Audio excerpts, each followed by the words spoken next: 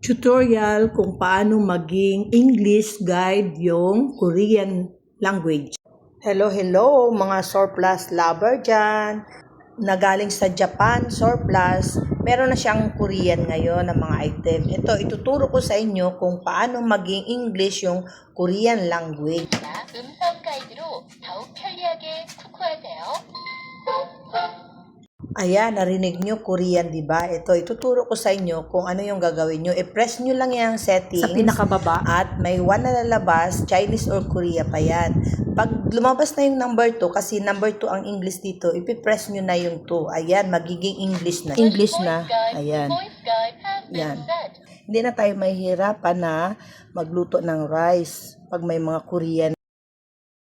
Napakadali na lang para sa English. Kaya, sana may natutunan kayo. Turn the handle to the lock position. Yun, di ba? Ano na siya? Ilalak na daw natin yun. Select Kasi, the preferred function. ayun. I-on na natin at mag-start cooking na tayo. Ayan, tingnan nyo. At, kung maluluto ba ng maganda ulit ang ating rice. Ayan, madali na lang dahil English na tayo yung rice. With rice. Nuramji.